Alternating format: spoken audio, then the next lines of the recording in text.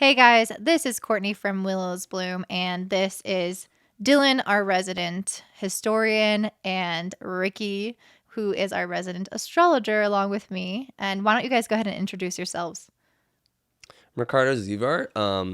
I'm fellow 15-year astrologer. You can catch my channel, The Infinite Soul, and check out my data through Instagram and other resources. Yeah, my name is Dylan. I'm the host of the Matrix Breakers podcast. I cover geopolitics and the questions of spirituality, like I'm here now doing, as well as financial news and healthful and health and wellness news as well. Awesome. And we are here today to talk about the Uranus North Node conjunction, which is happening really soon. And Mars will be joining it as well. So this, I think, is a really big deal. Ricky was like, we have to do a video on this. And I was like, we also have to get Dylon on. This has some weight to it. So if it's a little bit longer, that's why. But yeah, let's go ahead and jump in. You want to start us off? To express this to the audience, this is a different kind of video from me and Courtney and even Dylan. We made a video all together on the Pluto return for America. And what we found is there's just so many impactful events right here on out for the rest of 2022. And things look to be either getting serious or intense or like very transformative, if you want to use that word, that I find it best that all our knowledge bases and the kind of things that we tune in and bring in as principles in our work, even to have Dylon here that does a lot of historical research, seems pretty profound to talk about the major events that are leading into 2022. So buckle up, grab some popcorn. It's probably an intense amount of information, but we're actually just going to open up and have an open discussion. So we invite you to chime in the comments or anything there. Please do.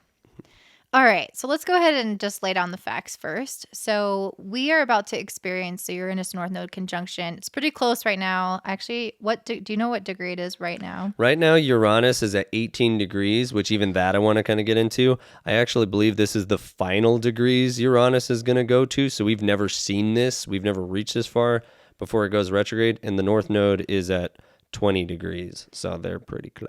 Yeah, so they're really close, and they are about to be exact on July 30th. And then Mars will also be in the picture, which will be exact Bam. 18, on 18, 18. the 1st, on August 1st. And this will kind of be hanging out, but all these planets will kind of be hanging out. Mars will move on a little bit, but they'll be hanging out for like 3 months. So this is something that's really sitting with us. And it's an uncomfortable energy that we have to address because the Pluto return can have that similar cyclical large transformation happening to all of society. This has a similar effect, but can feel a lot more volatile. So what Courtney's referring to is we have the Pluto. There's a lot of combinations we're going to get into that are like really profound within world history. But even right now, we have a Pluto return happening for America, pretty much literally exact throughout this month into August. So there's like all these combinations happening at the same time. 4 planets retrograde. It's crazy show out there. So basically, we're going to kind of bring that up to you and even get contrast maybe with Dylon on impacts that might have happened last time Uranus was in the same position. So, which was around the late 1930s. Yeah. So really quick before we jump into the history, who is this going to affect and how is it going to affect you? So it is going to affect everyone because we all have Taurus in our birth chart. So you want to locate wherever 18, like plus or minus a few degrees of Taurus is in your chart. So if it's in like the first house, it's going to affect you much more profoundly. It's going to be much more noticeable, maybe affect your appearance. Like whichever house it falls in, the topics of that house will have the most revolution, the most change. So that first of all. I want to bring a preference that anyone that has fixed sign energy at either 18 in that realm, give it about a 5-degree orb or so, probably be majorly affected by this the most. But let's bring some context and start here. Is Uranus is a planet that is an outer planet. We only discovered it 5 years after the American Revolution. So I believe that's like 1782 or something like that. And this is representing the societal revolutions of change that happen within society. So Uranus is a collective planet, and it rules chaos and revolutions because it literally wants to create different breakthroughs for us to research and have other areas that we can receive abundance. And so when Uranus is with the North Node, which is a karmic ecliptic point, we're actually going to be having some of the more major breakthroughs that can really shake up things for people. And since they're in the sign of Taurus, what does Taurus represent? It's going to rule money, finances, raw earth material, land, the way we transport goods. And also Uranus can also rule superpowers. Like, and when I say superpowers, I mean like big world leaders in the alliances that happen on the world stage. So when this hits the North Node, which is a very karmic point, and especially, says Courtney, says Mars is also meeting there, it's a very combustible, transformative time that can involve resources, money, goods, and even just what's stable and foundational to you in itself. And it could be a really frustrating type of energy because Mars is coming in here with an already unstable, unpredictable, kind of volatile planet Uranus, and it's stimulating it. It's causing frustration. It's causing like a little bit more of chaos. Like it's essentially setting off, like putting gas into the fire. However, they are also in a sign, Taurus, that likes to be slow, consistent, and stable. So imagine when you think about a house, the foundation of the house, and the foundation obviously wants to be stable. Well, this energy is coming to shake up that foundation. And so it can be really uncomfortable. Things that we want to be secure are not secure. Things that we want to be slow moving and to kind of have a grasp on where they're headed and some sense of control and security, all those things are being sped up or becoming unpredictable or out of our hands and chaotic. And so that's why it's super important to know where this falls in your chart. So if you start to see this kind of unpredictable change and things just flying at you from left and right in that area of your life, you can know, okay, this is what this is about. And Uranus being the higher octave of Mercury, it is helping us essentially like evolve as a society. It's the kind of like the consciousness of the collective, the mind of the collective. And for whatever reason, we have to, Ricky said this earlier, and it was so perfect. It's like we have to evolve through the chaos. So that's really essentially what's going on. Like we have to kind of like mix up the pot, like stir it up in order to actually see what's working and what's not working anymore. Can I mention that? Go for it. So in conversation, just to preface, me and Ricky are roommates, so we get to have dialogue about this kind of thing all of the time. In the way that I study news and current events and geopolitics, it's just very relevant to the things that he studies. And there are a lot of reasons why people study astrology, or there's so many levels of interest as well to deepen your level of understanding in astrology. However, he mentioned a few things to me, and I'm the layman here who doesn't quite understand the intricacy of astrology to the depth that they do. No, you will. And so he mentioned a few things, which is one that Uranus rules earthquakes, and that's kind of the weather pattern, or the idea that the earthquake is, for me, I immediately thought, well, an earthquake is one of the natural disasters that you actually cannot predict. They have these seismic meters that have been, they can predict within maybe a few minutes, like 20 or 30 minutes, they can predict. So that's like the best we've got, though. I mean, and that's why Japan and other places like these on the fault lines, they can't predict these earthquakes. And that was interesting how he mentioned that. Like a tornado, I don't know where tornadoes are on that spectrum of which planet they Hurricanes, align with. you can check weather and heating patterns. I think you could get hurricane season down, but Right, you can predict these chaoses. They're still chaos. Hurricane is still chaos, but an earthquake is also chaos, and it is literally rocking the foundation. It is rocking the very foundation of the crust. So that was something that really kind of spoke to me when he mentioned that, and as well as, of course, the idea that Uranus is like spinning, and its orbit is not even. It's not even like what we orbit. It's like the vertically orbiting. Its declination's like 120 degrees or something. Yeah, it's like it's like almost at an angle. It's like a weird, almost fully upside yeah, down. and before I even, which is the element that it represents, which is uranium. And if anybody knows anything about uranium, you can build. It's the most chaotic element. However, if you contain it, you can build a nuclear energy, which has been a lot of conversations recently of how, like, of course, like nuclear being kind of scary, and it sounds scary, but like at the end of the day, if you contain this element and create nuclear power, it's essentially an infinite source of power. But it's containing a chaos, knowing that it could erupt, or the changing pattern in any kind of a chemical sequence could actually destroy the entire area and like radiate the entire zone. So it's like it's very interesting the element consistency, and then the idea with the weather pattern.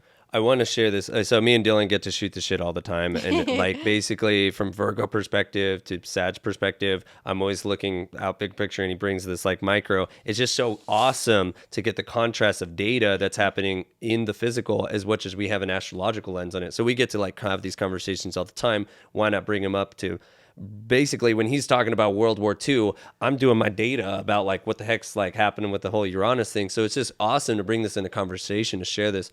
I want to use one true example.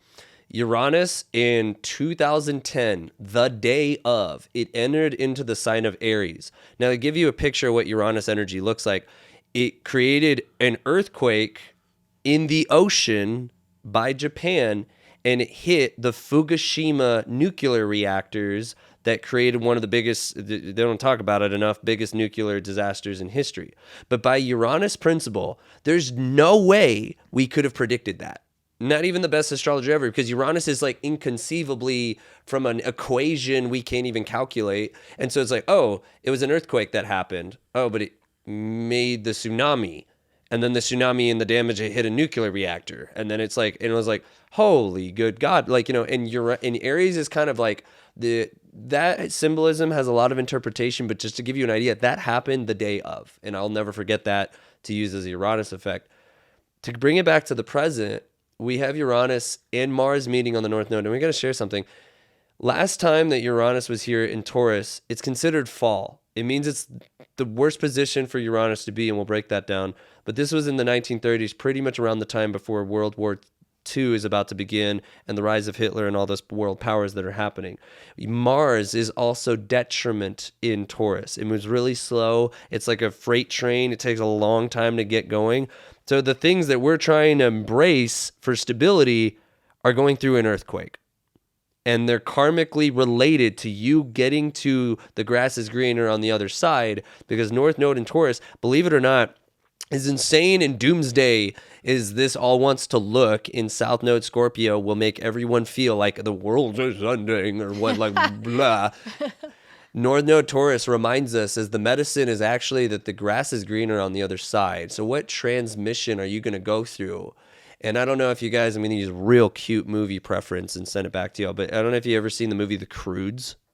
Yeah. It's this caveman family that lives in a cave. And one day, I think an earthquake happens, and it actually ruins the cave where they never leave, and they actually go into the jungle and open up to what life is about, basically. And I'm kind of using that one little experience because this is very Uranus North Node Taurus, is like where you're so comfortable in what you think is stable is actually shaking up, so you might go find some better territory to embrace with. So just kind of want to like leave that there. Yeah, it's like, so that's just like the absolute perfect movie if you want to understand this energy. And I also wanted to, like, when I was thinking about this earlier this morning, I was like, what's some imagery of like what would represent this? And your example just reminded me, like, yeah, you were there. We were tubing. And there was like this little place where everyone jumps off of, and there's one kid in particular who just like could not get the gumption and the courage to just jump off this cliff into the water. Everyone's cheering him, and he looks terrified. Like, he does not look like, oh no, like he was so scared. He's about to cry or pee his pants. He looked miserable. And yeah, so essentially he eventually finally like leaped off.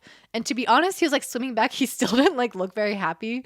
I think it still scared him a little bit. But what I took from that situation was like, okay, the universe might just have to kind of push us off this cliff edge.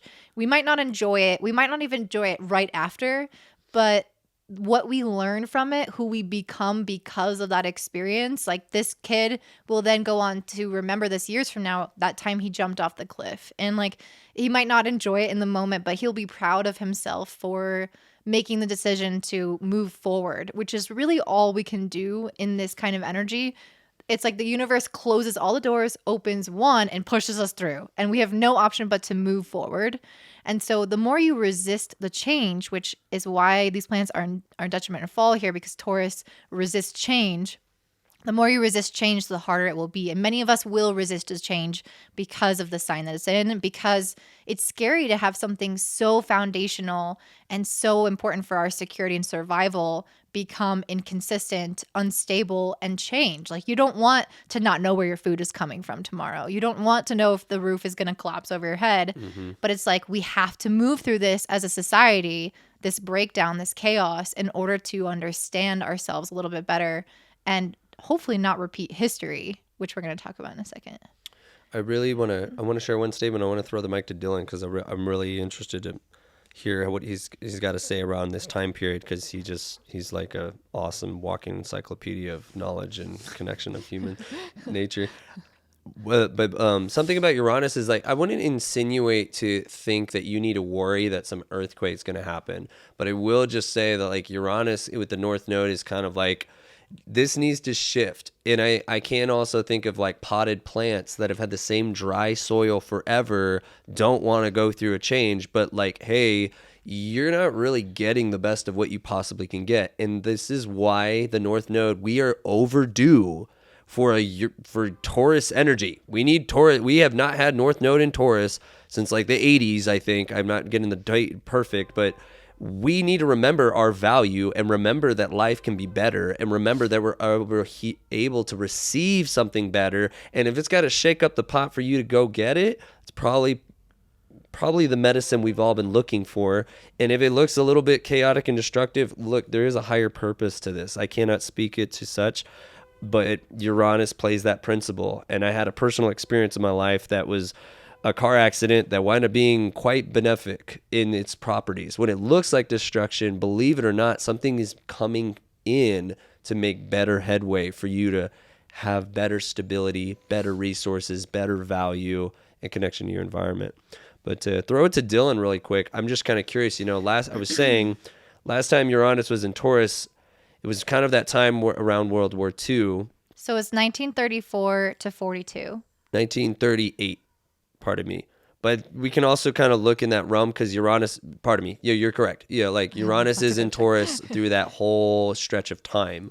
So that whole transformation probably through the 30s is very revolutionary to like, a lot of humans are like, things are changing. We went through the Great Depression. We're trying to like find what is valuable. So I know we kind of talked about economics and the currency, but yeah, man, do you have any shares on that? Yeah, so to be very fair, obviously there's a lot going on in the 1930s all over the world.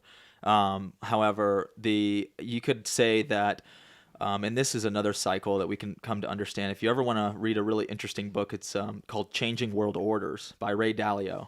And it goes into discussion around how different, empires and then later like kingdoms and then later nations have kind of transformed over time and had the world reserve currency, for example. So in the 1930s, England was the pinnacle of financial stability. They were the world reserve currency. The pound was. And also, of course, in America, we went through 1929, the financial crash there. And then around this 30s era, we are experiencing in America the Great Depression. And there were a lot of different issues, especially around the things around Taurus, what he is explaining, which is like food, what we think is food. I mean, literally, there was no growing periods. There were massive fires. Like, people think that some of these fires over the couple of years, no. They were like almost 10x what they were in the 1930s. It's a very dry era. And I'm not sure if weather pattern has to do with that, but just imagine it's dry, it's arid. Literally the climate was just different. And so that's why they had bad crop yields in that period of time, in that decade. So food scarcity was a real thing. And people who lived through that time, especially in America, but then all over Europe, especially Germany, which we'll get into, you can imagine that you went from 1920s, roaring 20s, like prosperity and just money and capitalism and all the things, to the crash of 1929 and into the 30s. And you know what was the biggest thing that was happening, especially during economic downturns, are criminal activities start to increase. Criminal enterprise start to increase. People start to disavow and disassociate with the rule of law and the structure that actually contains civilization and civility. And so we can see a lot of that happening today. I don't know if y'all have been recognizing a lot of crime surge has been occurring all over this country and all over the world because of the pandemic, and the rising crime is always a result of poverty and always a result of economic downturns. So imagine organized crime. So it's not just crime and like petty theft and things like that were happening. It was actually organized crime. So the mafia got their power, the Italian mafia in particular, got their big power in the 1930s. And so imagine a criminal enterprise that is using these loopholes in the system to bank off of the corrupt and uncivil way of people's livelihood. I mean, people were gambling heavy, they were drinking heavy, and the mafia had all of this, I guess like you can even say a monopoly on crime. They were making so much money to where the Italian mafia in particular, this group of families, was as wealthy as Microsoft or Apple would be today. And they were totally a conspiracy theory, totally a conspiracy. Like if you even said I feel like there's a criminal network, an underground network that's out here making money from all this criminal crazy stuff. Alone. There's People nothing literally wrong. said that's a conspiracy, or that's like that. You're crazy for even thinking it. So I want you to imagine that here is in America, and we can obviously go back to like, again, why was that? Why was criminal activity so heavy, and why was it okay? And then the breakdown of society is because these foundational things, like money, like value. Also, 33 was when we got off the gold standard. In 1933, Franklin Delano Roosevelt, he took us off the gold standard. This was in order for us to kind of balance the budgets in America. He made it illegal for Americans to own gold. And there was a gold rush. And this was what they originally said was to count gold. They wanted to count all the gold in all America, but they also made it illegal, a 10-year prison sentence if you were caught with, I think, over $10 worth of gold, which was a lot of money at that time. But, again, if you were caught with this gold. So you had to turn your gold in to the Federal Reserve, by the way, the Federal Reserve Bank. And so What year is this? 1933. So, but that was in still 33, but that was chaos, people getting prosecuted and all throughout the 30s because they owned gold. Imagine you owning a home or owning land or something that's an asset that has always been an asset, a universal asset. Imagine owning that becomes a crime. Think about that. So, like I mentioned with the mafia and how criminal activity was starting to like ramp up, you're now a criminal just for owning an asset. Very Taurus energy. Which has been thousands of years owning gold. Correct. Been the normality, Yes, and then to finish off with this, and I would want them to kind of chime in on this as well, which is Germany, if you can imagine. World War I, I mean, there's some sympathy I have for Germany after World War I. Like the Weimar Republic was completely just destroyed, and England had taken control of a vast majority of it. It was just really screwed up. But again, it was kind of their fault to begin with.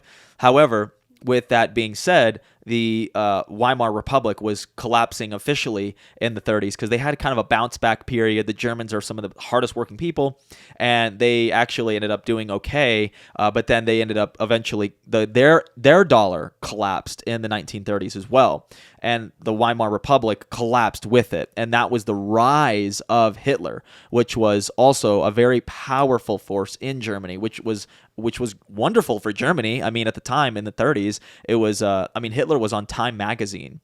That's how well known Hitler was. I mean, You blew me away, bro. He showed me that Hitler was like on. If Americans don't know this, he was like Man of the Year on Time magazine. Correct. He was on the He cover. was really like adored by a lot of people.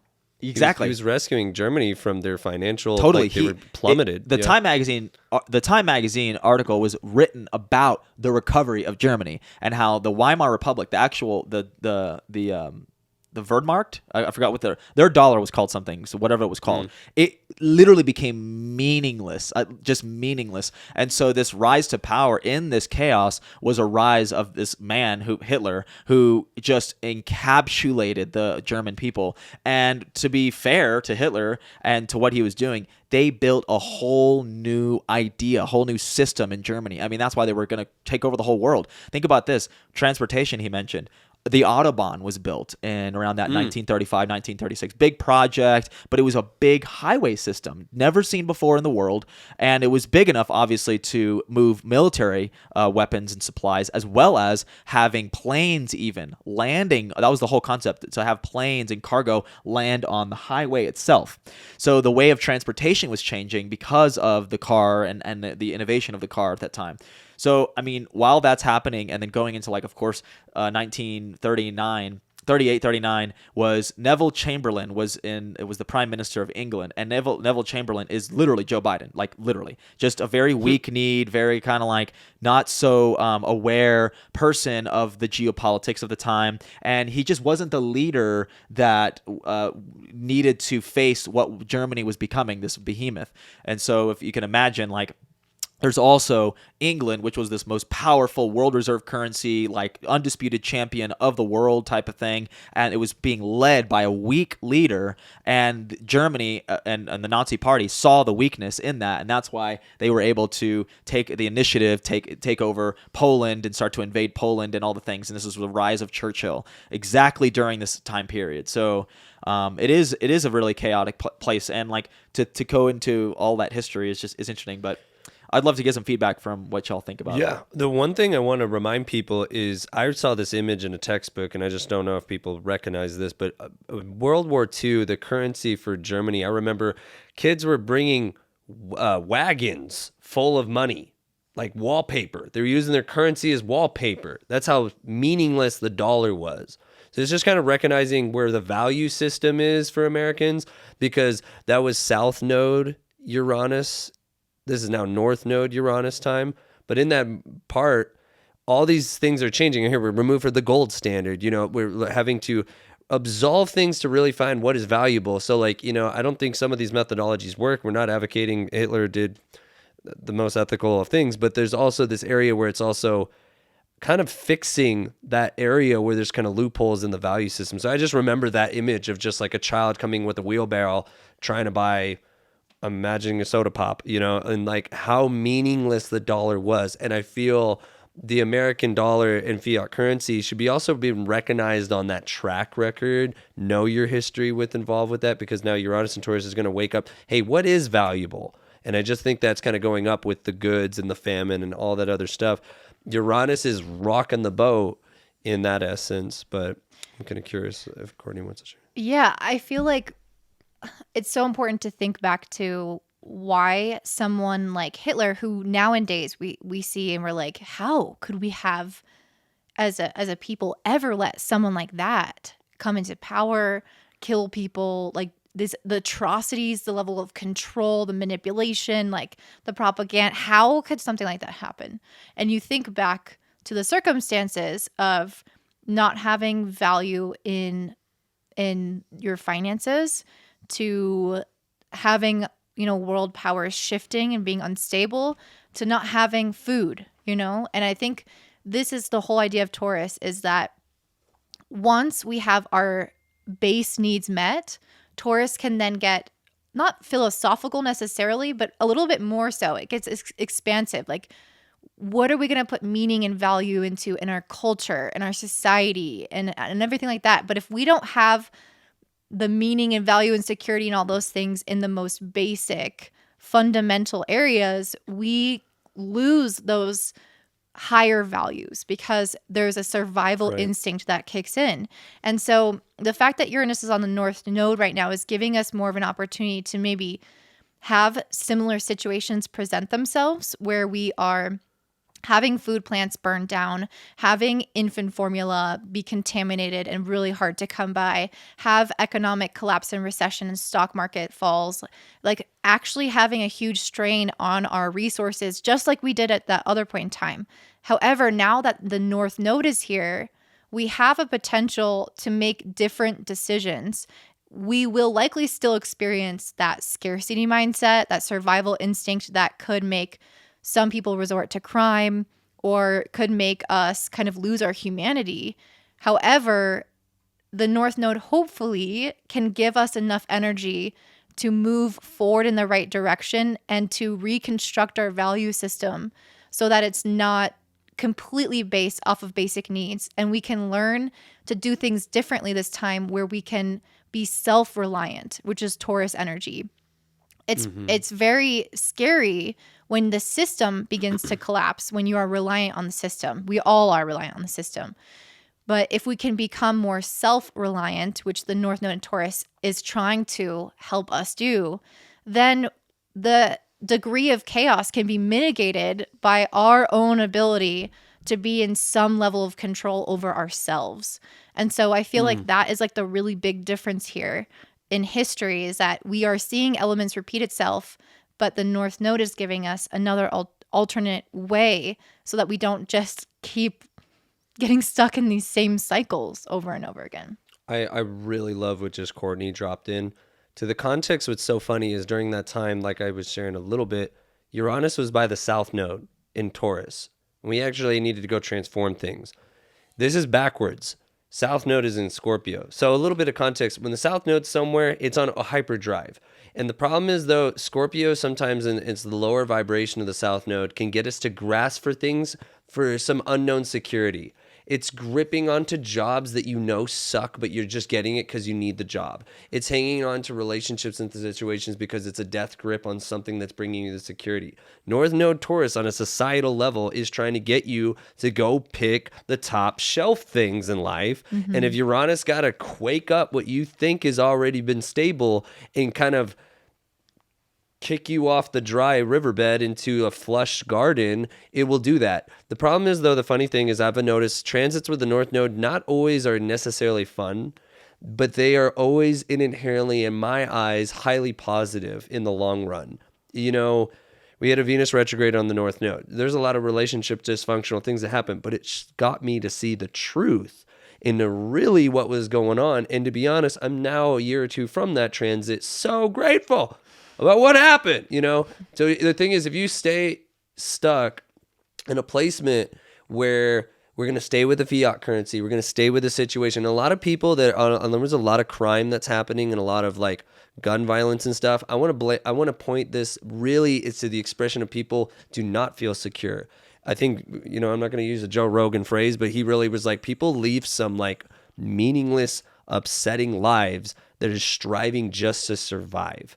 And Taurus is not about that. This is actually about you receiving the good stuff. Some people I've heard in a chart with South Node Scorpio, North Node Taurus, they might be given cash and they might not even know how to receive the cash. They might even shove it in their mattress. I'm not even kidding you. Literally might shove cash randomly in their vehicle to absolve receiving how good it is. So I'm going to argue to people back home, viewers, are you letting yourself receive the really good things that are there? And I would say that all this stuff is like, you need to remember your value.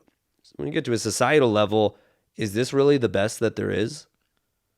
Is this really what is really here? Because Uranus wants to shake it up and like lightning, nitrogen, awaken the earth within.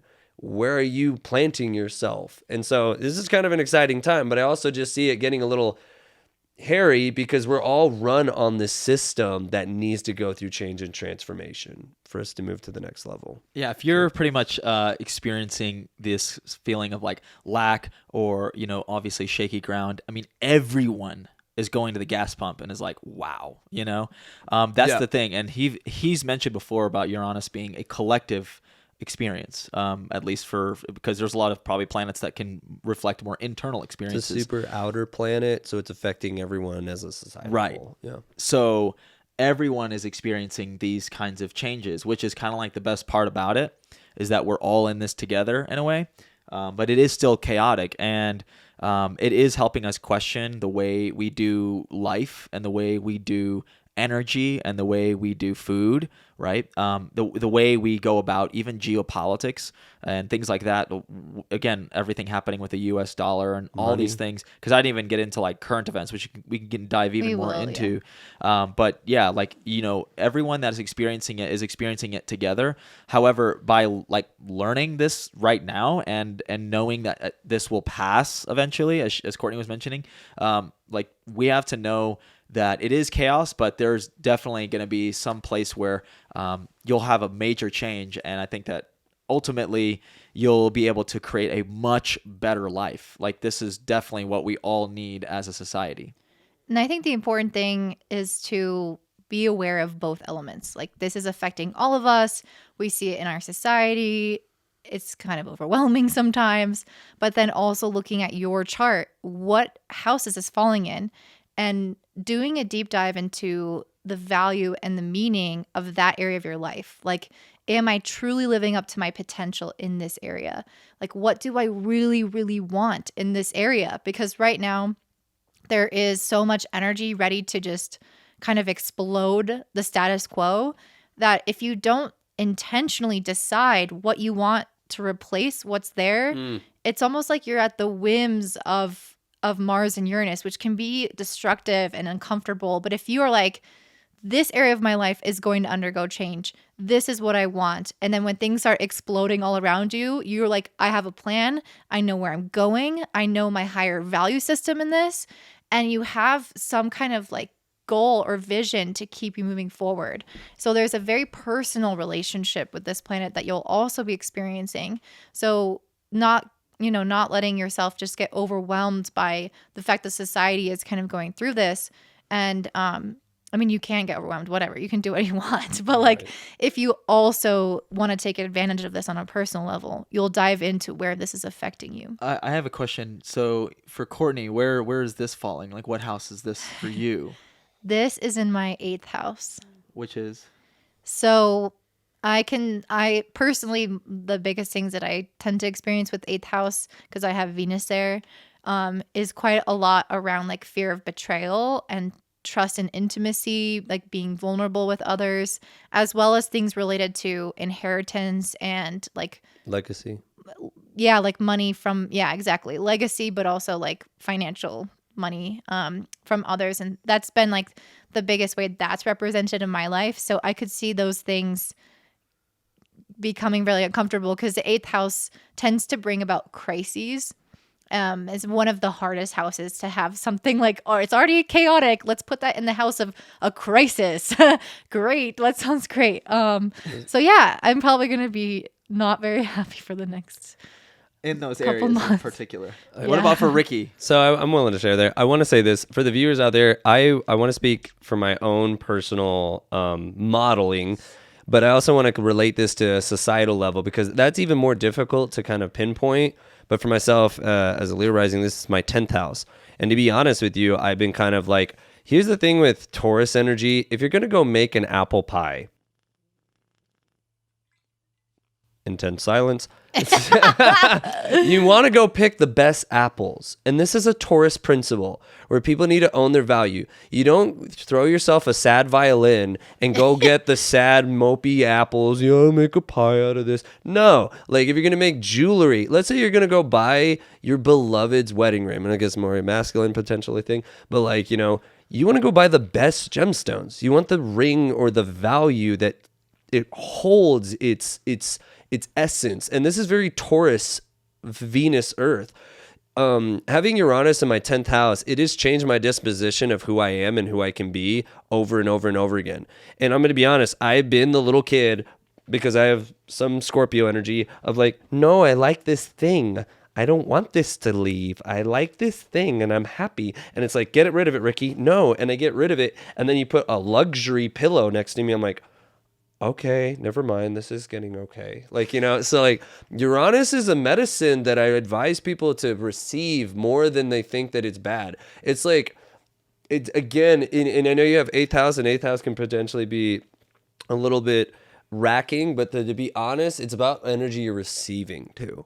So it's like, are you receiving the best too? And I just want to share that. But like to move forward is just, and I know I said like that's a play on words, but 8th house is about like joint contracts with people and alliances and situation that you're receiving.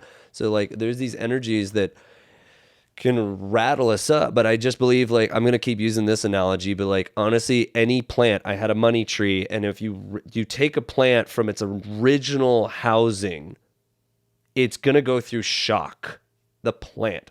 So when you put it into this fresh new soil, it's going to take some moments to get adjusted, but then you realize there's more you can grow from. There's more you can connect from. There's more that you can actually do. If you got a big wave of money, are you going to still live the way you're living your life? Like if $2,000 actually, or I don't know whatever money amount it would be, but something that allows you to actually co-create it better and discern and how you connect to the world itself. Uranus wants you to connect to the world on a higher value system. Boom. And Boom. so when that like hits everyone collectively, it's really kind of looking like, are we literally as a nation, as a world, just stringing by the seat of our pants in survival mode? Stop it. Uranus, I also wanted to share this a little while ago. Uranus takes us to the heavens. Ruler of Aquarius, it literally takes us to the heavens. So even when you think as chaos is that Uranus is, Uranus also rules scientific discoveries, ramifications of things that we did not even know, technological advances, like like learning gunpowder and using gunpowder to make roadways through things. We didn't even conceive of that concept, and now we have a gateway to making it happen. I don't know what could happen. That's the magic aliens, of it. then. That's the aliens, man. Actually, I actually did want to say like aliens may become more apparent Could come up or more. like become more visible. Yeah, that's all I'm saying. A different connection, though, the biggest principle I want to say is that Uranus as fall in Taurus will test humanity. Oh, We're gonna test humanity. I'll throw it to you in a second. Like we literally, it's an unstable world. There's nothing stable. If you think there's something stable, there's nothing stable. This astrology for 2022 is magical, but you gotta like, I don't know why I'm getting like in dream laps, like Indiana Jones. You gotta keep moving because the floor is moving behind you. And if you're not moving to higher ground, the things are shifting, and it's for the collective to wake up to that principle. And you know, sometimes this can involve certain resources or just basic things that we need: gas, food, water, whatever. I don't know, but whatever it is that is a resource and value to you, those things are going through a shift to move us and upgrade to that next level. So there's a push. At the same time, this is also allowing you, where are you planning yourself? Because that's going to be shifting. okay. So I want to talk about some science for a second. Boom, No, please. Well, I wondered. She's pulling out my chart. Actually, I was watching AI stuff just all day. I was too. wondering about the whole thing, but just so you know, I think in the last week, literally in the last week or two, a company called CERN is creating a vortex, and I am not an expert on this, but they are doing certain equations right now. They're trying to open up a portal. This is very tied to during the 30s and early 40s, just like same way, Hitler was creating something called the bell. And there was this bell vibration, and the way it works was it was inverting itself, and they had like two objects moving in opposite directions for like a sustained period of time. The point is that when you do this, they actually can reverse time. There was this really crazy math around like reversing time or trying to What? warp time. That is so cool. And yeah, like that's in Germany, like Hitler's Germany, and not these Nazi projects are really, really fascinating. There's a lot I'm of not going to crazy get into like stuff. Operation Paperclip or anything, how we brought these scientists over here to America, but there's a company called CERN. Anyone can look this up, and the things that they're doing, they are trying to literally. Last week, they just announced they're going to go ahead and try to open a portal or whatever. And I just find that to be like real, like weird. Like I personally don't know.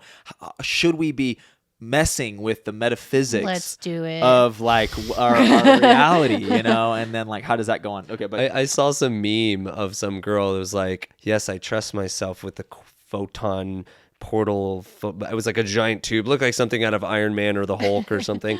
And it was like, I think that's what it was. It was just like bending time. I don't know how I feel about all that, man. I don't even I can't even comment on it. personally, as someone with Uranus on my moon, I personally feel like these are just inevitable discoveries. Like, we are curious and we're going to explore, and we're probably going to fuck a lot of shit up. But like, what are we just like not going to try stuff? Like, I don't know. I feel like there are probably a lot of Uranus negative logic. consequences, but I'm just Uranus like you know what? Screw it. we don't know what's going to happen. It could destroy the world. Let's try it. I feel like that was the birth of America. Like, let's do it. Like, Let's just do it, guys. Let's just go to this. Uranus random does have a tendency just to break free from limitations. So, like, anything that's upholding that and you don't feel stable, I don't know. Okay, I got it. That's wild. CERN, this company. Isn't that like the Hydra Collider or whatever? CERN is firing up its large hadron collider at That's record what it energy was. levels in search of dark matter. And if anybody knows about dark or antimatter, I'm learning it's difficult to understand. essentially it can be used as a weapon system as well. I mean, and once Does it you consume? open this up, right, it's like almost like a black hole. It is that's why they call it antimatter. It warps and sucks things up. So anyway, I just feel this. I take back what I said. Let's This is not do weird. that. Yeah, do like that. I'm not. they just announced this. This is news from 2 days ago. They're like, we're moving to next energy. It's like that one guy you ever seen Spaceballs. He's like, go to ludicrous speed, and like it's just like ludicrous speed. That's kind of what they're doing at this little and that happened like last week or anyway. So not to. It's just a lot of interesting things that could be happening in this very moment, but. Wow. It's She wants to do her the chart real quick, just before we. Do I? I'm just kidding. Do you? No. I wanted to know. So, okay, in Placidus, you will have this whole thing happening in your 7th house of relationships. Mm-hmm.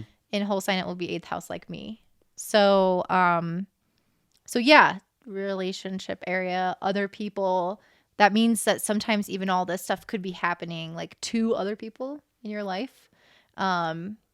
Sometimes it's what you receive from other people too. So it doesn't inherently need to be romantic. It could literally be any human outside close relationship all that relationship you choose. A relationship that to connect So with. somebody, okay.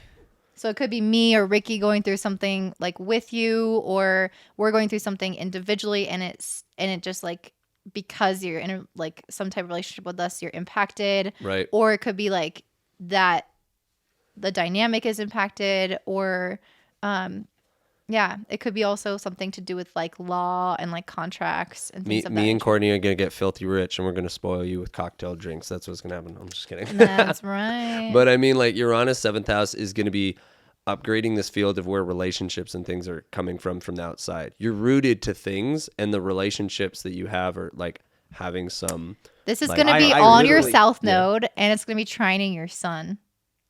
which is very positive, but it will like your ego might go through advanced upgrades, like things you didn't think, archetypes in parts of yourself that, oh wow, now I'm like in this archetypal field, like now I have this badge of honor in this kind of area, if you will. Well, yeah, because I was just telling Courtney even yesterday, I was like really dissecting my relationships and like friendships and what I want to create, and even trying to make friends, quote unquote, especially because I'm still new here and in Colorado essentially, but like to try and make friends, you have to go through chaotic situations to like even see what can possibly come from that. That's how I met Courtney, True. So I don't know. That's kind of cool. I just wanted to like ask that question to us as well, because I think it helps the audience like understand if like maybe someone else has Yeah. something, a placement like I It's do. trining your sun in the 11th house of friendships and community. So it's like that big change is going to positively impact your sense of community in Colorado. So it's like you'll start that, like, I don't know about you, Ricky, but I feel like I'm starting to get glimpses Yep. of what's to come. You Yep. know, it's like like Uranus is unexpected. There will be things you can't predict, but maybe you can understand kind of how you might ultimately be impacted overall. You might not understand the exact circumstances, Right. but if you're intuitive, if you're like in touch with yourself, I think you'll start to see these things now. Like, this is what I want. And then there will be some weird changes that happen that the universe is like, all right, you said you wanted that. Boom, like, let's make that happen. I'm not trying to whirlwind the audience, but for the other 3 planets, and we're all going retrograde, is receiving all these things, they're very much in tandem. And for you, they're in the air houses. Your sense of community and resources and people are going through this earth upgrade, basically. So it's like this really cool, like different resources have amended themselves. You were just growing corn a while ago. Now you have like 5 different crops in the land, and you're like, oh wow, I'm actually can now distribute and sell this. I mean, I'm obviously using a material goods analogy, but yet when it's connection to people, you can really stand in different places, and I can see that. With Jupiter going to go retrograde in Aries, different archetypes and egos. We're all going to get an ego upgrade to whatever that looks like, or downfall if someone's not in alignment. Saturn retrograde. I'm just throwing this out there for whoever receives it. But like, yeah, what we've been connecting on, like that plane has been on that frequency, and now we're starting to receive that. So I kind of like foretell a lot of positive change for people, especially in their internal environment. It's like the exterior needs to go through a big change, but inside there's things cooking, you know. And I see that Uranus trine the moon is the sun, pardon me, trine the sun. Trine the sun. That's a really awesome alignment where like you get to connect with society and maybe evolve your personal ego, like your sun's ability to connect with humans. And when Uranus gets to trine it, it's like a beautiful connector to people. I find that is the combo if someone was born with that makes friends with the highest big players, the high rollers at the party. For some weird reason, attracts all those 3 or 4 people and knows what to say to make real action happen. So Uranus is like lightning, going to connect you to people that can increase one's ego, open up someone to another department. But it seems about friends, community, and relationships. Yeah. And really quick, having like any planet around 17, 18, 19 degrees of any of the earth signs will mean that this whole Mars, Uranus, North Node will be trining those planets. So you're likely to have change that has maybe an easier flow of like, okay, unless the planet is really like Mars or Saturn, sometimes the easy flow of energy is still emotionally challenging, but generally there's going to be like an uninterrupted flow of that change. If you're having a square, like I'm having this square, my Chiron and Mars, not excited. But if you're having a square, it might present more tension in trying to create this change. So if you have, a fixed, like any fixed planets in the... For a second, hold on a second. Do your thing. Yeah, I was just... Trines are cool. Uranus will do that, but even squares, like I'm getting squared by Uranus and I'm kind of cool with it. I'm kind of down for But it. Uranus squaring like Chiron, like I'm really not excited about Chiron. Like Why any you Chiron shit always Why you hurts. tripping on that, girl? Like it always hurts. Guess what? That shit heals you for a long fucking time. I don't want to feel pain. You want to know what a Uranus trine square Chiron could look like? Someone that lost their arm gets a biotic arm. And it actually happens. I argue the squares are more powerful. They just say like associated that with bad. Well, and it's not always the case. It's just uncomfortable, and the reason why you I probably like get am so like black and white. Like I literally just talked to my therapist about this. It's like point the dog. It's really Luna's my therapist. He's so happy. Like, yes, I love you. You talk to me about these all day long. Her breath. Oh my god.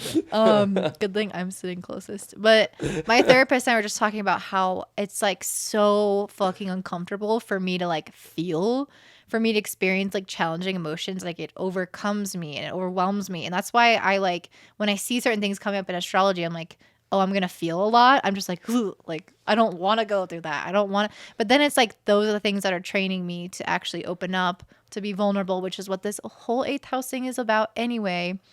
And I think that I didn't really finish what I was saying before, which was just that if you are experiencing or if you have any planets in the fixed signs around 17 to 19 degrees, you will get a square to those planets with Mars and Uranus in the North Node. So you'll be experiencing a little bit of tension to have that breakthrough. And it will, like what I always say with squares is it requires some kind of like creative solution. It requires like more effort, I feel like, for things to resolve itself. If trine is simple, and we don't need to do a whole aspect course right here, but basically earth to earth in a trine, you don't really need to work too hard. Uranus is going to kind of work its magic on you. I mean, I will use the earthquake analogy, and like you realize out of the crust, holy cow, there's gemstones in here. What the heck? And then start collecting those, and like something opened up for you. That's like a trine effect, like something benefic happens in such a way, or an ease of flow. A square, though, in my opinion, is actually where something is truly changing. And when it's in fixed energies, I'm talking about this may change your life forever. Yeah, and it's harder. Dun, dun, dun. So it's like if you're thinking a square, and I use the biotic arm because, like, let's say someone at Chiron, you said you had this alignment. Someone's like, I don't have an arm, or I feel wounded here. I actually have to get like the day signing the loan, do the thing, and I got a biotic arm now. That's a beautiful placement. It just, there's things that can suck. But like, I don't know, maybe it says my Jupiter in Scorpio. That's like a little bit devil's advocate of like, it's all going to work out. But like, to be real, you're going to manifest what you've focused your hindsight on manifesting as a full principle I will own to the day.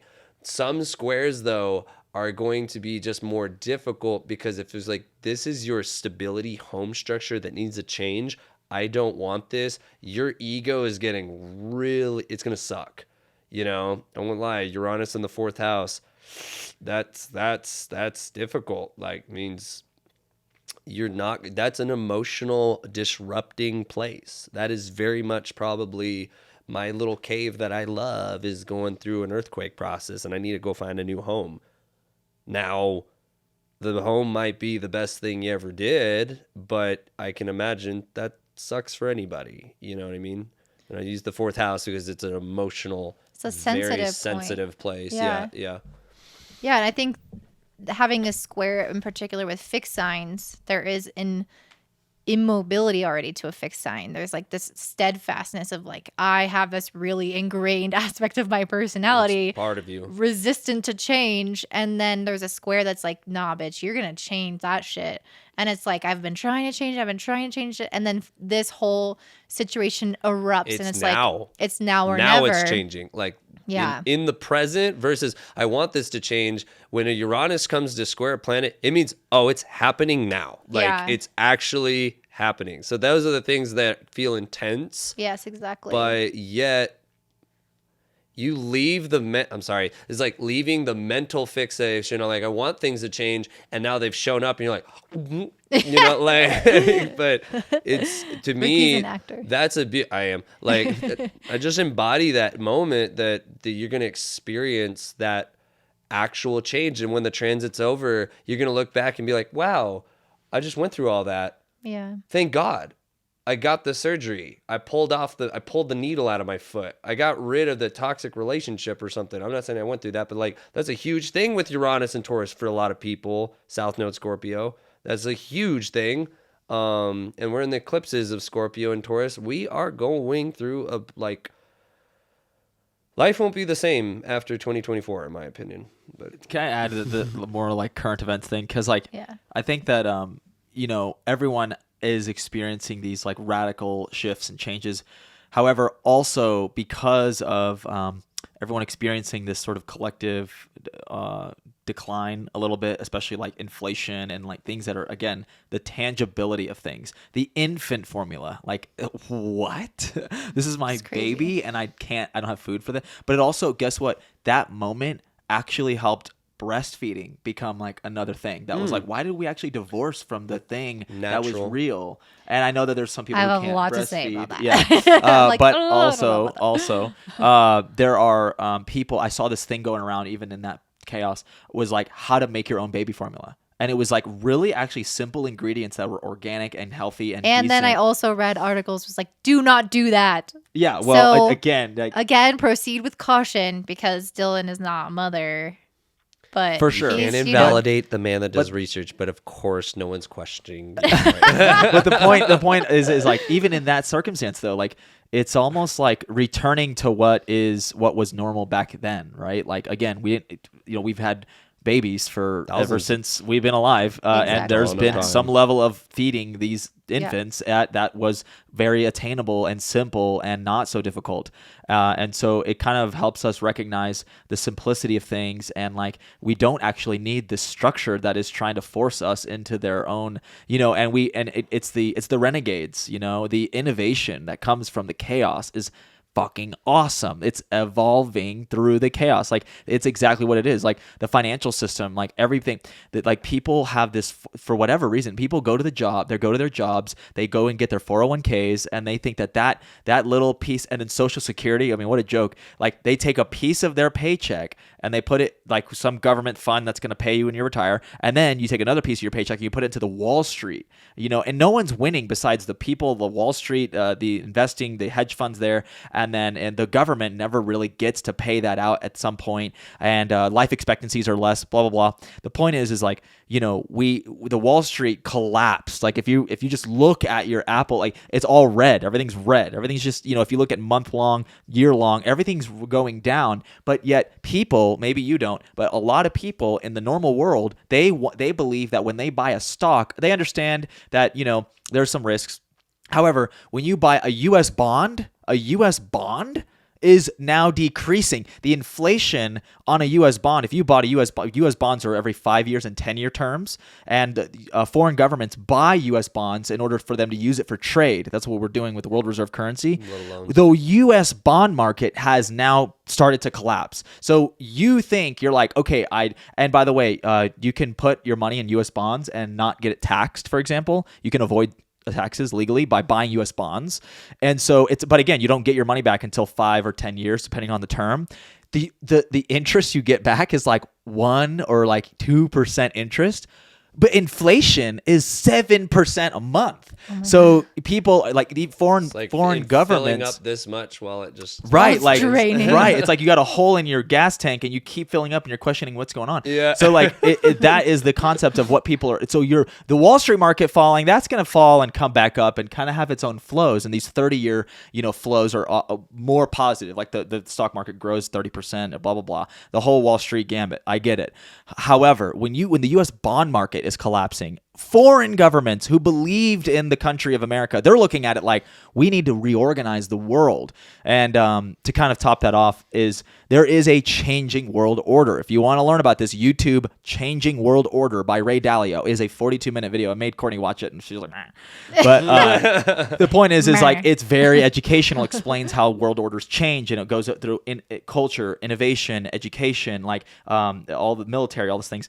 However, what we're witnessing now is I've been talking about this on my podcast recently, but we have like Russia and China and then Brazil and India and South Africa. They've actually literally had conferences, meetings with the heads of state, not like their little secretaries of state, not their little ambassadors. No, heads of state, which is very important geopolitically. Holding hands, writing agreements. You could even type this in right now. It's called BCIS or something like that. I've seen the images. Brazil, India. Yeah. So it's these massive, large countries coming together, and they basically are changing the world order. They have organized and said, look, we're going to get off the dollar. They're now trying to buy the yuan, and they had just announced last week, they just announced a new world reserve currency that they're going to start using between trade. And we're talking, it's not just these countries. They're going to get Africa on board. They're going to get the Middle East, Saudi Arabia.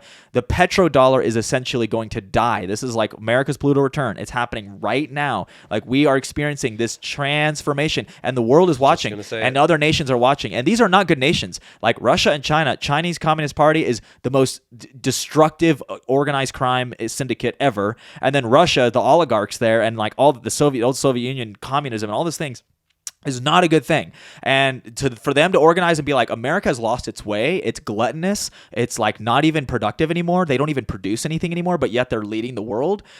And then you've got like our world leader right now, it's just kind of like, this is a declining world power. We in America are a declining world power. And we all have to kind of like wake up to that and recognize that these radical changes are going to help elevate. But in America, especially, we need to start holding on to real assets. That's why people are buying up gold and silver and land and farmland. People are, I don't know if you've noticed this, but on social media especially, people are more interested in farming and raising animals and having a family, like doing random stuff that's like actually kind of normal, like rural agrarian normal that was once normal. And now we're moving away from being metropolitan and kind of the idea of what's that, metro, just being very metro, being very city-like, and again, relying on that subway to get you where you need to go. We're relying on that bus, or relying on just We've been domesticated, man. Right. We're domesticated in the cities, and it's the smart city grid they're trying to build us. But then the consciousness, what I've been saying, collective consciousness,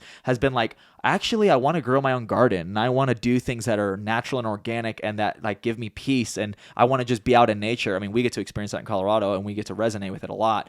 However, I've just been seeing that as a collective consciousness happening as of recently, but just threw that. I love that you just went on all that, because some of the biggest stuff, that was really kind of like the heart of it all, of things I've been thinking about, and Dylon just so beautifully articulated that. But this is very much to the Taurus aspect of things, of everything you just said. Taurus is simple.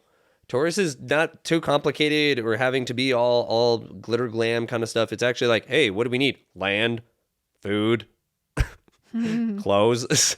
When you said the breast milk thing, I mean, we can't get into all that, and I know that probably mothers are put some weight on them with a baby formula. But if you got to think like 100 years ago, if you got breastfed, you're well off. And if you didn't, like, go suck it up, Jimmy, and go like A lot plow of the women field, can't like, you know. produce breast milk. So A hold on, I'm lot. not in opposition to that. I'm sorry. I understand that. I understand that. I'm just speaking on it's the naturalistic place of going through things like organic. neighbor's door, you know, We've ask actually for salt. glamorized organic. Let me put this in perspective. People have glamorized organic as a luxury thing. Organic is just normal. Yeah. Organic means there's no weird, like artificial anything. It means it's just an apple.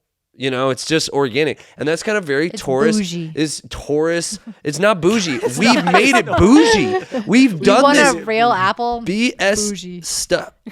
Yeah, like, and that's the funny thing about it, though. We've made it like it's bougie, like it's some California, like crazy next level stuff, whatever. I love the Californians, but whatever. Like, my point is, like, is just this different nuance where it's like Taurus is getting, can we just go back to the rudiment meat and potatoes basics?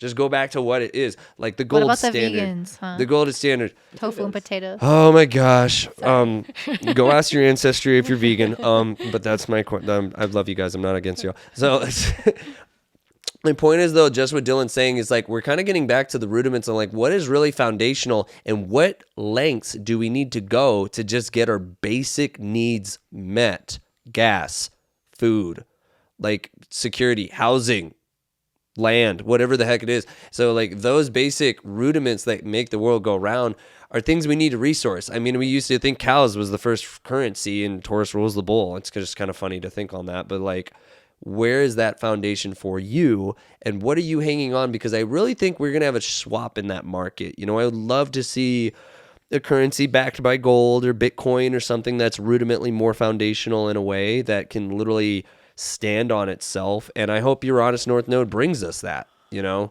I will say, though, like, we're probably going to have to go through the swaps of these world powers and world energies coming together, similar to the Uranus return in the 30s with all those alliances that were made. They're going to affect the world because they're the infrastructures, they're the countries. And that's how Uranus works. It's kind of United Nations is very like Uranian. Everything's up for change. Everything's up for unpredictability. How do you navigate yourself and know what's best for you and take care of your personal life is what I highly advise on that note. But yeah. Yeah, and I think, Dylan, when you're talking about like, oh, the countries are looking at the U.S. and they're just like, they've lost their touch, they're gluttonous and all this. And I just got this image of like a king who hasn't had war in a long time. Things have been good. He's like fat. He's got grease on his fingers. His McDonald's, Big Macs all over his like floor. Like, yeah, it's like he's got everything catered to him. Life's very been America. easy and it's made him soft. And I feel like this is something I've actually been kind of facing on a personal level. I'm like, gosh, you know, like obviously I've had personal issues in my life, but like for the most part, I feel like in this era that I've grown up in and kind of the way I was raised, I'm like, God, I feel like a little bitch sometimes, you know? And like things have been too easy. And it's like transparency. And I feel like, you know, people who grew like my grandma and I were talking the other day and she was like, my dad during the Great Depression, he was a teacher, he was a bus driver, he taught every single ball sport. We grew our own food, like we literally did everything in our power to survive, and they never complained. And it was just like what you did. And I'm just thinking about myself on a personal level, like how I've become maybe like lazy or complacent or entitled without like consciously thinking it, but just, oh, I only want like the best and I only want this and that. And I feel like Taurus wants us to have the best, but it also wants us to put in the sweat equity. It wants us to know that like you have to earn things. Like things are sometimes like the best in life when they are hard, when they come because you fucking worked your ass off to get them. And so I feel like also in this process of change and evolution is maybe asking ourselves where we have gone soft, not just as a nation, but as an individual, because we comprise the nation. So where have we gone soft, not, you know, really had like purpose and meaning and like, you know, really lived according to our values. We're just fucking on TikTok and we're just trying to get famous because we want to be famous. And like,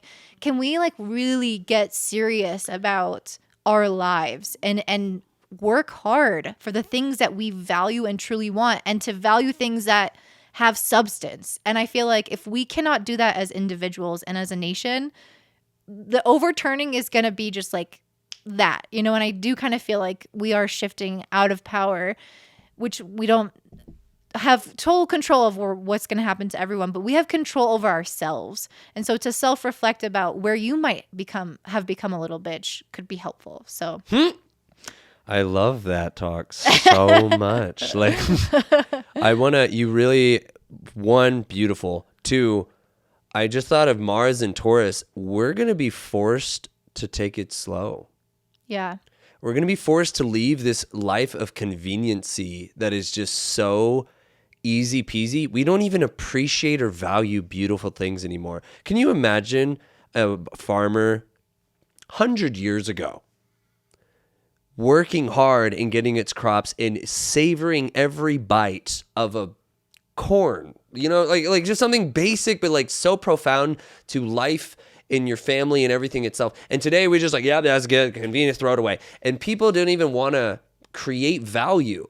And just like you're saying, this TikTok generation, look, I ain't trying to invalidate you, but the world don't need 100 of your cat funny videos to contribute to this planet while you consume gas and food while the world slaves away in poverty and famine while we think that's contributing to the world. That's embarrassing for America. I don't care if I trigger you. That's the truth. I love cat videos. I know, I love them too. But but my point is, like, what do you actually, America doesn't make anything anymore. We're not even doing anything to give back the value of the gifts that we've been given or the things that we've received and revalued it. This is the Pluto return, getting down to the brass tacks. What are you even making? Why are you even holding this, like this Capricorn rule is the top of things we've achieved through dedication. And I think America's looking at what are we getting what we deserve at this point. So I'm not invalidating, creating doomsday or like attacking anything. It's just like, that needs to be reconciled with, because just so many people, like, it's just like, no, I'll just have someone else pay for it. We want something for nothing, or we want something for very little. And it's like the entitlement and expectation, I think, is very unconscious, but it's been very ingrained in our society because of how easy things have been. Oh, 2-day delivery, like, and then you start to expect it. You know, why is my Amazon here a week later? I totally can imagine people reviewing, like, it got here 3 days. I waited. It's just ruined my wedding. Whatever the heck. No, even better than that is the emails you get when it's gonna be late. It's like Amazon is like, apologize. Oh, we're so sorry. I literally have an email.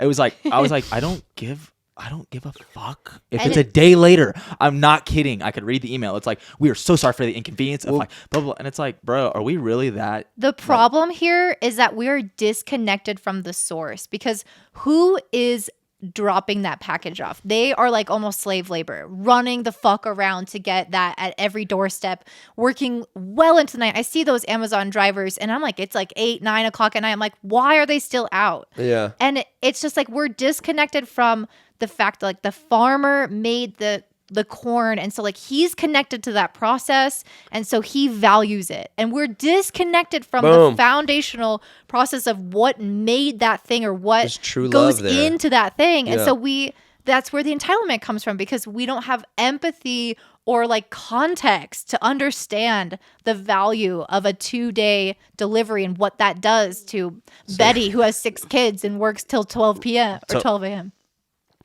I know. Gosh, that was a good finisher. I love it. So you have Venus and Taurus, so maybe you can relate with this. But what I recognize is Venus and Taurus wants to savor the food.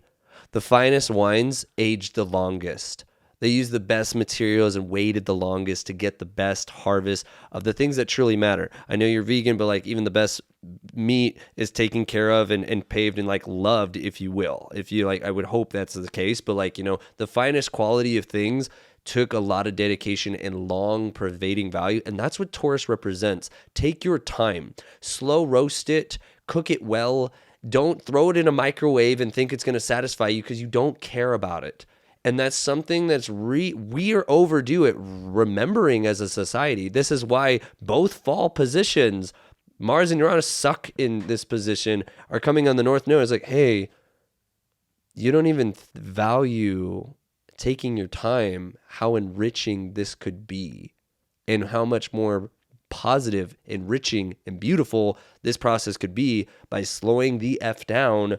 And do you even give a damn? Do you care about it? So something I just thought about is like eating out, and the concept of just eating whatever food is provided there on the menu.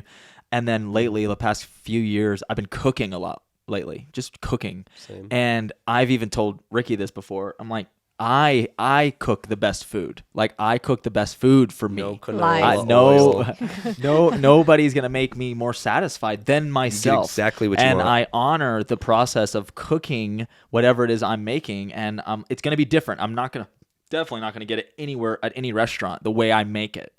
And even though it's a process, as she was saying, to acknowledge the process of things, and then you appreciate the whatever it is, more so, it is absolutely true. Like, if that means, like, we're not eating out much because the economy is downturning or whatever, it actually can bring people together. You can start cooking at home. There's so many things you can do to kind of, in the chaos, to like change or make an adjustment that actually feels a lot better. It's kind of like the electricity goes out and you're like, there's nothing to do, and you pull out the deck of cards you have that you hadn't pulled out in a while, and you play cards with your family, and like, that means it's everything. It's like way more connected than everyone at their phone, like doesn't even give a F at the movie theater or whatever. And I know, we got no like connection. but some of the things that I've been thinking about personally is I've been on the phone with Ricky talking about this too. If you can't get the hint, I talked to Ricky about it quite a bit. But about the entire planet, and society. And I was talking to him about buying land and just being like, "Hey, man, like we should actually have land and grow just like a massive garden and have animals and agriculture, and like, how much does a calf cost? We're meat eaters, so Can it's we like, stop with the killing of cows, guys? oh my gosh. Okay. Well, we started Ricky's, talking like, about triggered. being We'll show being you Animal realistic about Planet, and farming. then we'll move on. Yeah, just watch Animal Planet for like a while. But yeah, like we were thinking about raising animals, having horses, like I'm just what that ethical. value. And he went and saw some horses and recently, and it's just like, that is value. Like, that is the real. The excitement of life, and then of course, even to offend her some more, which was like, I even was talking about, I was like, I wonder what hunting is like. I actually have never really done that, and so we were talking about hunting recently. out. And I'm just kidding. yeah, and but that's like the most organic way to actually go out there. You're scavenging, you're camping, and you go and you have a tag, and it's through the whole Wildlife Association in Colorado, and you go and you hunt an elk, and then you bring this elk or whatever, this animal from the wilderness to your home. Like, it's the most organic thing you could possibly do. It's what people did all the time. And I was thinking, like, dude, that could feed us for 6 months. And with food shortages and food processing plants burning down, which I can get Give into. them ideas, bro. Yeah. I'm thinking, like, dude, well, why don't we just hunt for our food, grow our own food? Like, everything about it is actually exciting, and it's what I want to do. It's like, it's not even just like, it's an inconvenience, I gotta go hunt an elk. Like, no, I'm like, that's exciting. That's kind of cool. Like, I'd love to go camping and have a guy's trip or whatever. Like, you got to get back to literally the evolution of Homo sapiens before this postmodern era. And just to be honest, I think I want to fully agree with the vegan community. The way that we process animals today is completely inhumane and wrong. But all animals are going to have a way of recycling energy. And I'm not trying to validate this, but if you had to like go hunt, I would find much more loving, compassion, energy in potentially hunting one animal than someone heartlessly not even connecting with that animal and its slightest bit of connection. So I'm just trying to give one perspective on just like, it is that we're not even connected to that anymore, that we've disconnected ourselves potentially from our own essence. Because no one, like, does people farm and hunt anymore? And that reminds you of what we've done as humans to survive for thousands of years. So I'm just bringing that up just to connect it to what Dylan's saying about, like, and this might pertain to us, Courtney may or may not, like, I'm not trying to offend anyone here, but whatever's your jam. But like, at the same time, it's like, what is to the essence of like, what is raw and natural? Because we've almost like artificialized everything. 90% of your grocery store is full of crap. And that's not a joke. But what is unique about this situation is that Uranus is also about innovation. So being in the sign of Taurus, we also see like unique food innovation. So like our approach to agriculture and having different machines and different ways of producing crops and monocrops, all of that really evolves when Uranus is in Taurus. So it's like there's this weird dichotomy that we're kind of hinting at between, let's go back to the basics. Let's make it simple. Let's be more connected with the process and the source. And we are also going to be evolving. We're also going to be having to find new technological solutions to the ways that we fucked up from the last technological solutions and like deplete all the resource, True. like the minerals and things like that in the land. So we're going to have to find like these new solutions. And so it's going to be this interesting mix of like modern with the old and yeah, not so cut and dry. I still find and I'm a big advocate for green energy, but I find like all those kind of processes are evolved from here on out.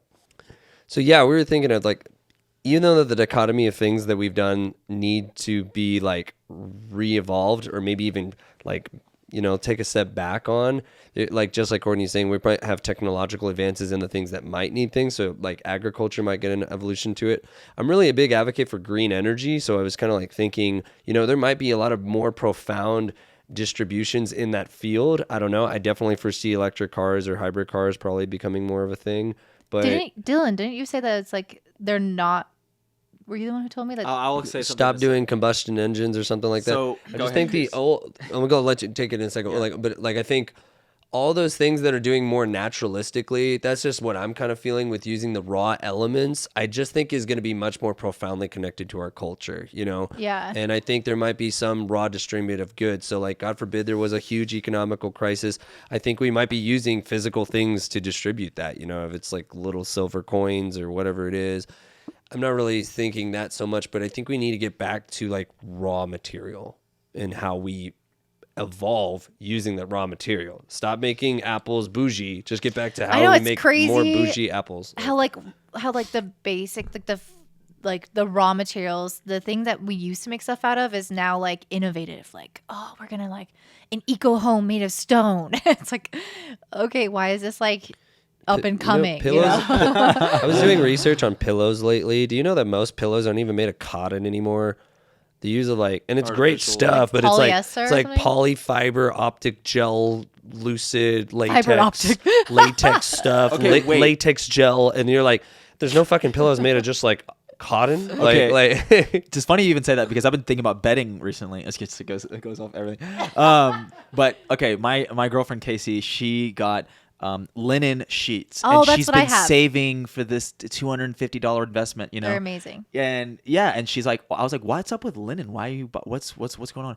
And she started to explain to me the frequency of linen and how wonderful this like, but it's been used for centuries, This you is know, linen. like that makes sense. So obviously don't know, but I was kind of profoundly like, oh really? And she's like, yeah. And she's like, well, we're gonna sleep in the little sheets, and I just got them, and I was like, okay. And then not kidding, I literally crashed out in a position I never sleep in, which is like this, like ridiculous. like and that. I'm just like, I just got stuck with my arm underneath. Like I don't know how I fell asleep. You know, like how you fall asleep normal. And I was like, wait, these linen sheets are legit. You're the bomb when you don't even know what faces you're making. Like, and I started looking up stuff like Egyptian cotton, and then there's like this feud between like linen or cotton and like real cotton, not this whatever he's saying.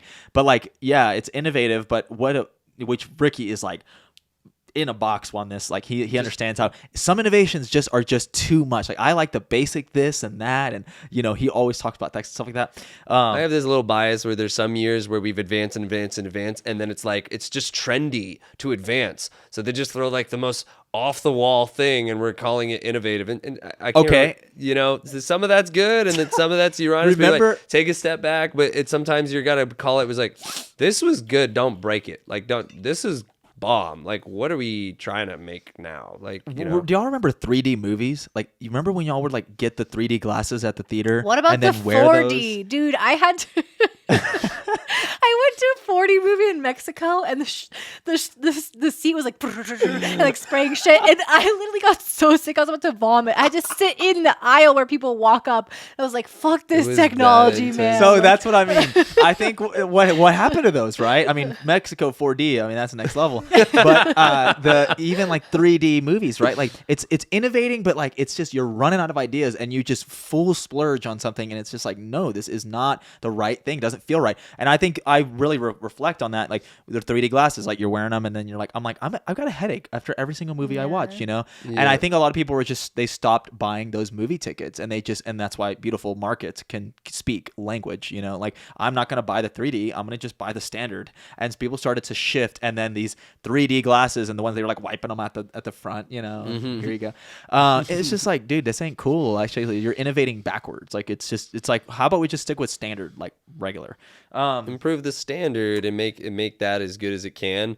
Yeah. And maybe just put their energy towards other things. Yeah. I mean, I think that there are massive jumps in innovation, but it's like occurs in pockets of time, like the refrigerator, you know, like, dude, like no one will be like, let's go back to ice chunks. Like no one wants that. But like then there are like pointless innovations, and sometimes you just have to test stuff out to figure out what's going to stick and what's going to impact society and what's not. And so I feel like we can see some more of that dabbling, but with the foundational stuff that we've been talking about. Yeah, it's like an air fryer, you know, like that's a great innovation. Like, dude, what's that? What did we do before air fryers? Yeah, microwaves. So I wanted to mention this before anything people. is like, so what to start with? I guess I'll start with the EU for a sec, because 3 days ago, the European Union voted that natural gas and nuclear energy are now climate friendly.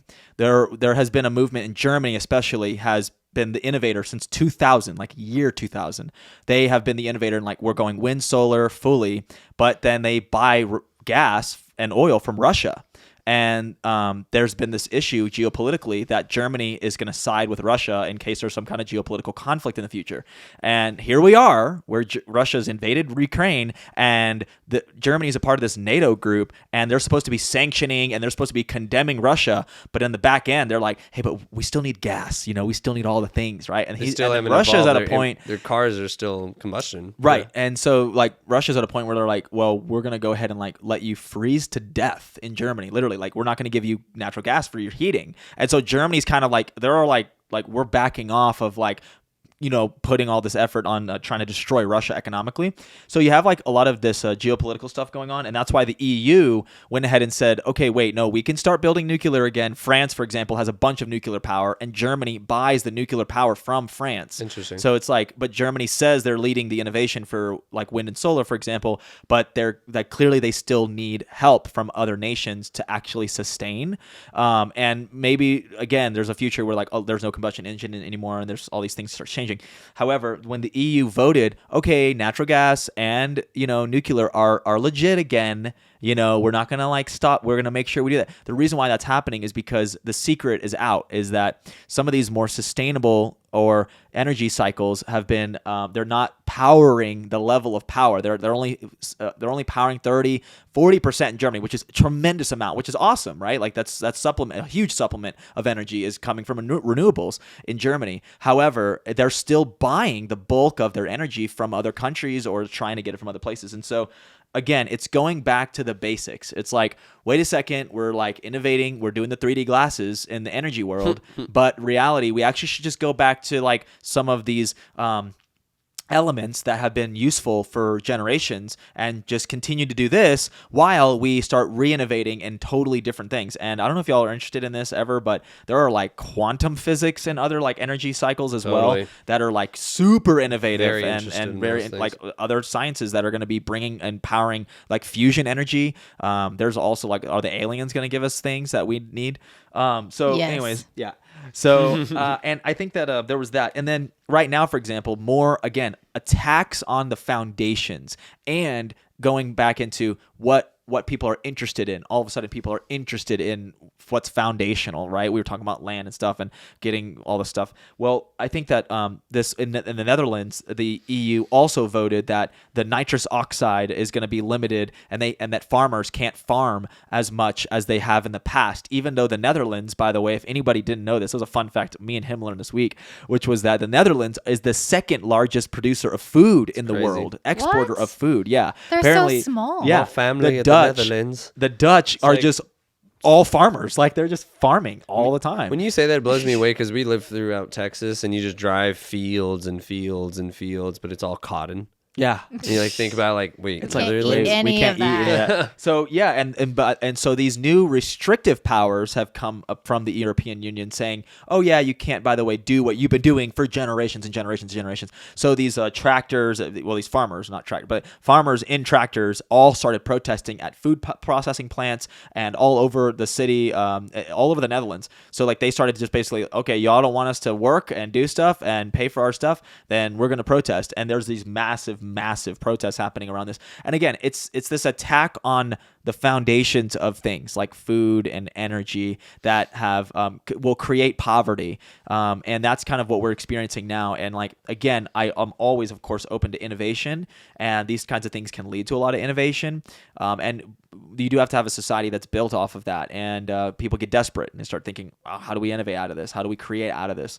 And I think that's kind of the stuff that I wanted to hit was just some of these major elements happening in current events. I wanted to tie that in really nicely to the full moon that's happening in Aquarius, like on August 11th. So, kind of during this phase About a of month Uranus and the North Node and Mars. Yeah.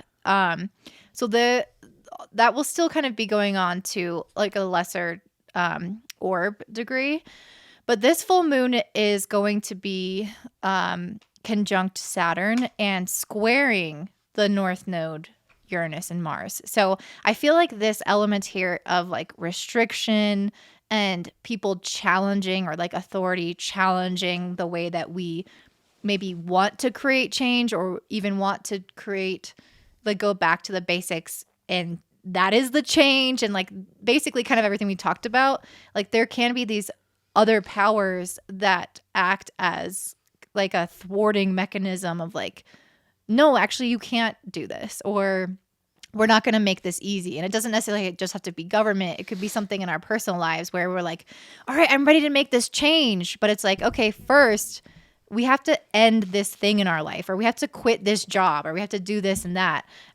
There's going to be some level of like a barrier that we might have to push through in order to actually achieve the result that we're looking for. I laughed about the 4D Mexico thing for a second. I just can't stop thinking about that. Okay. I was wanting to look into that full moon basically because when I recognize that it'll probably be with Saturn, yep, squaring Uranus. Yeah, I definitely think that's a huge breakthrough transformation kind of time. I don't really fear that as much as it would be something to really open ourselves up to what really brings us purpose. Yeah, Mercury and Virgo and dignity, trining it right with the North Node. That's a karmic day. Holy smokes. August 11th. You're scared of that day? It definitely reminds me of what Dylan is talking about, though. Like, these people are trying to progress in some sense, and then there's like an authority that's like, actually, we're limiting your potential here. Like, you can't own all this gold, even though you've kind of done all this to like get it. You know, I do find there's going to be some dedicated times. If this is on a personal chart right now, though, the things that you've been dedicating to are actually going to start showing their colors, and that might be having to make big pivots. Kind of, if I had to give an analogy to Germany's aspect, they've done a lot of infrastructure, but they still have they've been doing that maybe for their energy resource, but for their transportational energy, it's still all in oil, where they've left themselves reliant. There's either actually solving a problem there or deciding. There's a decision energy with this full moon Aquarius. And I love full moon Aquarius, by the way. It's one of my favorite full moons. It's changed my life 3 times. But like this one is Richter scale like 10 on, but it got to be something that is really true and purposeful to bringing you a better life, that you're connecting into, you're rooting into, you're deciding to make this your future. And there's going to be a big element with that, with kind of Saturn squaring Mars. Yeah, there's some tension. I won't lie. You might need to push it into this area, like, you know. But as far as collectively speaking, it seems like decisions got to be made. You got to go connect to something. And if it brings the heart, the connection, and the value, and you can leave away the feelings that it's like a death grip of insecurity, I'm not going to lie. I'm excited for that day. It just might look maybe not how we want it to look. It might upset other people on what we choose to do for ourselves. So. Go ahead. no, you go ahead. Well, I was No, just gonna you go mention, ahead. So we've been talking a lot about, like I mentioned, what me and him have been discussing, and me and him discussing things that deal with foundations Isn't and it like him food. and I? Just kidding. Isn't it? Just fucking. Him and I. It is. Me and him. But yeah, so we've been talking and discussing about these various things, and if that is foreign to you, like you have not been having these conversations with your immediate family and immediate friends, you need to start kind of like, I think we should start that dialogue around, hey, like, do you have food? Like a good amount of food, where like if something were to happen, perhaps you'd be okay for a month, or are you gonna come knocking on my door? And we've been talking a lot about that. And it's very true. Like food scarcity and insecurity is a thing. It is just going to be temporary. I do believe that very much like the lockdowns and the things that happened in the pandemic, we're going to be, and I don't mean to be panicking people, but I'm just getting real with people, is that we will be experiencing shortages in the areas that we think are set and like foundational. I'm not even saying that based on the astrology. I'm saying that based off of what I know is coming. Mm-hmm. And I think that it does align with the astrology as well. And so I just wanted to say, like, if I'd feel like remorse if I did not speak straight and clear. If you do not have food for at least a month or 2 months, like food stored, legit. Like and rice, beans, something, whatever it yeah, is, like non-perishables. seriously. And if you're not already growing a garden, you might be a little bit on the later stages of the season. But like, if you don't have a garden or anything, like you need to start thinking about that as well. Community garden if you live in an apartment. Yeah. And pets. Big Make sure your pets are fed and have more food for your pets as well. The little basic things that you think are just going to be at the grocery store every week are going to actually start to be less and less and less. It's not going to be about toilet paper. I was just going to say, it ain't going to be toilet paper and Clorox, okay? We're talking like the necessities. So my advice to you is start to buy just a little bit more at the grocery stores, and start to kind of talk to your friends and family, because more importantly than anything, you need to start talking with your community, maybe even your neighbors if you've never even met them before, especially the person in an apartment living across the street or living across from you. Start to talk to people and start to build community, because you need to you need to have reliable human beings in your life during this transitional time that we're going through. And I'm telling you, it will be this fall and winter. We will start the food processing plants that are burning down mysteriously and stuff. That's not even hitting us yet. It's not. And so the third world, by the way, is coming. They're already way beyond starvation over there. They've just announced more starvation numbers last week. On the United Nations just announced how many more people are going to starve to death. Those people are coming to the first world. So Europe and in America and Canada, like they're coming here because we screwed up their whole system down there. So like really and honestly, like you need to get connected with some people. And if y'all have more suggestions, but like you really do, I'm not trying to get to a panic level, but if you're just prepared during this chaos, I think you're going to be much better off. And this is how I felt in 2020 when I told people things were going to shut down. I started buying a bunch of gold and silver, and I started buying Bitcoin, but I also started buying food. I still have storable food. But yeah, just wanted to kind of like let you guys in on that. Go ahead. The funny thing is, when I share astrology, I want to realize that people need to take precedence over their mental processing. If I tell you one little thing and your brain goes, ooh, we need to keep your eye on the prize, bullseye. And with how astrology plays out is up to you to be the castman. Like I say this, and I'll say it forever and ever and ever. You have all the stars aligned, but if you're sitting there watching Netflix, nothing's going to happen to you to some extent. I won't lie, though. I've been totally condoned with Dylon that I've looked at this as like the pandemic was like whatever.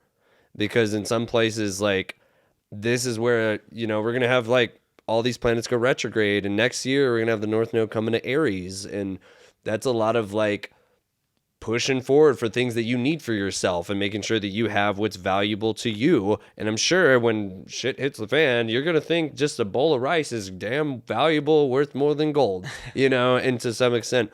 But I want people to really check in, because not everyone needs to play this out. I'll be straight honest. I had the best quarantine time of my life, while other people did not. That's how you choose to embrace on what shows up for you, because it's about your perspective that you're going to manifest from whatever the heck we tell you. So, but I agree with Dylon. on a factual, planative place that things and resource are going to be shifting, are you going to have the reliancy to rely on yourself and value yourself enough to give yourself the raw things that you know that you need for yourself? This is leaving a codependent area of life, and we'll get even stronger by next year. Like I said, when Jupiter comes back into Aries and hits that North Node with Chiron, we're going to be healing a little bit of who we think we know who we are, but not to jump the gun too far. Yeah. I also can say this is that part of me has an optimism that things can be better for some people bigger in this time than ever before. Usually, most financiers will say when there's economical collapses and some people are getting screwed, it's also the best time to make investments and make money. And if you understand that principle of what someone thinks is valueless, that you find is valuable, and you know what to do with it, can flip the script very strong for certain people. Maybe by basic principles. You go to the grocery store, go buy a green bell pepper. There's 200 seeds in there. Get creative. Because if you go buy it at Home Depot, you'll get 10 seeds for $4. No one's thinking so systematically on what can possibly be done. So I'm just throwing a little example. If you catch my drift, figure stuff out for yourself that make you feel secure and stable. And the more that you do have these resources and have kind of prepared, which Taurus is a lot about preparing and having our own like little nest egg and whatever that means for you, the less you'll be able what? Acorns for the winter. Yeah, store your acorns and the less you'll be able to be controlled and also like emotionally manipulated. Like the fear, that's how Hitler rose to power. It's like a fear that their families wouldn't get food on their table. And that's how things can get way out of hand. So just kind of circling back to have the power in your own hands, which Jupiter in Aries wants you to have. You basically just have to set yourself up for success. And we're telling you now, so you've been warned. And I just wanted to kind of finish off by saying that Uranus will return to this exact point, 18 degrees of Taurus, in April and May of 2023. So the things that we're kind of experiencing now might wrap up in a new and different way at that time. So you have some time now, you have some time then to take advantage of this energy of change, as well as getting really rooted into what you value, what you give meaning, and what you're pursuing and how you're taking care of yourself and your loved ones. So that's pretty much all I wanted to say. Did you guys want to wrap it up with anything else? I just want to thank y'all so much for dropping in and doing this whole like video, because all this content is just super fire, super valuable, super real, super what's happening in the present moment. I won't lie though, to the end of September though, we're getting into retrograde city for like 6 planets retrograde. 1, 2, 3, 4, 5, 6, 7, including Chiron. Yeah, and to be honest with you, there's not a lot of momentum at that time. It's like super slow. So this is kind of the last kind of month for people to kind of like figure what they want out of life and then like sit with what's in your house. It's like just what you got, kind of thing. Like you made your order list, the time's up or whatever the heck. And I don't want to make it like that. It's not like there's time's up. It's not like anything's going to change, but make sure that you place yourself in a position, if you can connect with me, Dylon, Courtney, or however so, to something that matters and valuable for you, because this is the upgrade that we've all been waiting for, actually. And if you can really see over that, you'll recognize that later after all this is said and done. So, yeah. So, I think it's a great video. I mean, I hope you guys learned a lot from it, and I'm always gonna, hang out with them and share some insights, especially historically, and then like coming with like current events and things. If also, I mean, where you can find him as well as Instagram, you can find me as well. Just wanted to say that is you can just type my name. I'm Matrix Breakers. You can type that in, or you can just type in my name, which is Dylon, Dylon, and then my last name is Suggs, Suggs. So if you just type that on Facebook or Instagram, you can find me and you can follow me there. And so if you're interested in anything that we talked about or I talked about, especially, I mean, you can obviously just follow the podcast because we cover all this thing, all the things. And then we're probably, hopefully, gonna maybe even launch our own podcast as like aside from this. So some exciting work. Comment down below if you would actually be interested in a more personal podcast, because we've been kind of thinking about I mean, we get so like, Several ideas. yeah, just let us know if you'd be interested in something like not that it's not factual, but just has more maybe personality in it, and more like culture and stuff. So yeah. Yeah. And you can catch me, Ricardo Zevert. My YouTube's called The Infinite Soul. Can catch me on Instagram. I'll send a link in the description below. Last name Zevaert. And thank you so much, Courtney, for having us on. Thanks, guys. Yeah, this is Will's Bloom and Astrology's Real podcast. You guys know where to find me. Hope you guys have a great day. Bye.